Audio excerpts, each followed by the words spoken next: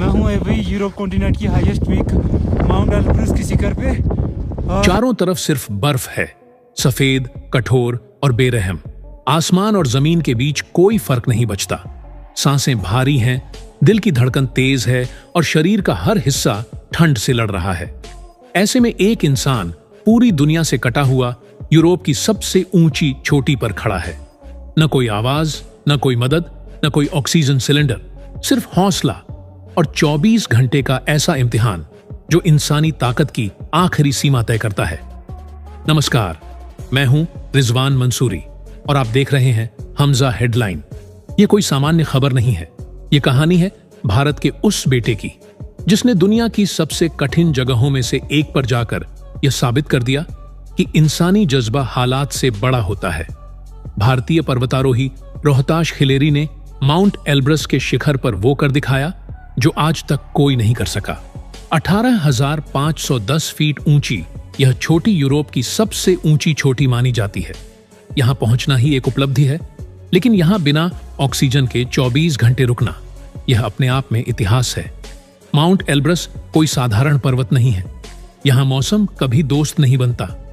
-40 degree Celsius तक गिरता तापमान और 50 से 60 किलोमीटर प्रति घंटे की रफ्तार से चलने वाली बर्फीली हवाएं। ऐसे माहौल में इंसान का शरीर कुछ ही घंटों में जवाब देने लगता है।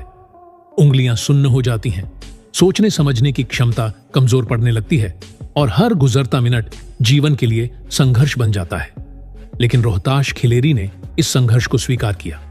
वह शिखर पर पहुंचे और वहीं डटे रहे, पूरी तरह अकेले। कोई साथी नहीं, कोई सपोर्ट सिस्टम नहीं, सिर्फ बर्फ, हवा और लंबा खामोश वक्त। वहां हर पल यह याद दिलाता रहा कि एक छोटी सी चूक भी जान ले सकती है। इस दौरान रोहताश को फ्रॉस्ट बाइट का सामना करना पड़ा। ठंड ने उनके शरीर पर हमला किया। उनकी 2 उंगलियां हमेशा के लिए चली गईं। यह कोई छोटी कीमत नहीं है। यह दर्द सिर्फ शरीर का नहीं था, यह उस सपने की कीमत थी जिसे पूरा करने के लिए उन्होंने सब कुछ दांव पर लगा दिया था। लेकिन इसके बावजूद उन्होंने हार नहीं मानी। उन्होंने उस चोटी को छोड़ा नहीं, क्योंकि उनके लिए यह सिर्फ एक पर्वत नहीं था, यह आत्मसम्मान, देश और इंसानी हौसले की परीक्षा थी। यहीं से यह कहानी एक नया मोड़ लेती है। यह सिर्फ रिकॉर्ड बनाने की कहानी नहीं रह जाती, यह कहानी बन जाती है बलिदान की। रोहताश का यह सफर किसी एक दिन का नहीं था।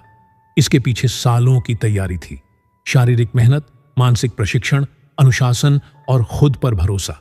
कई बार गिरना, कई बार डरना, लेकिन हर बार खुद को फिर से खड़ा करना। जब वह 24 घंटे बाद उस छोटी से नीचे उतरे तो उन्होंने सिर्फ इतिहास नहीं रचा था, उन्होंने यह भी साबित कर दिया था कि इंसान अगर ठान ले तो वह प्रकृति की सबसे कठोर चुनौतियों का सामना भी कर सकता है।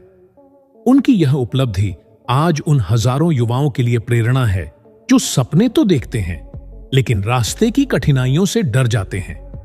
इस कहानी का मूल सिर्फ साहस नहीं है, बल्कि इंसानियत भी है। यह हमें सिखाती है कि किसी भी उपलब्धि के पीछे संघर्ष छुपा होता है और हर संघर्ष सम्मान के योग्य होता है। रोहताश खिलेरी ने अपनी तकलीफ को कभी दिखावा नहीं बनाया। उन्होंने चुपचाप सहा, चुपचाप लड़ा और चुपचाप इतिहास में अपना नाम दर्ज करा दिया। आज हम सबके सामने एक सवाल खड़ा है, क्या हम अपने जीवन की चुनौतियों के सामने उतनी ही मजबूती से खड़े हो पाते हैं जितनी मजबूती से रोहताश खिलेरी माउंट एल्ब्रस की उस बर्फीली चोटी पर खड़े रहे? ऐसी ही सच्ची, जमीनी और संवेदनशील खबरों के लिए जुड़े रहिए हमजा हेडलाइन के साथ।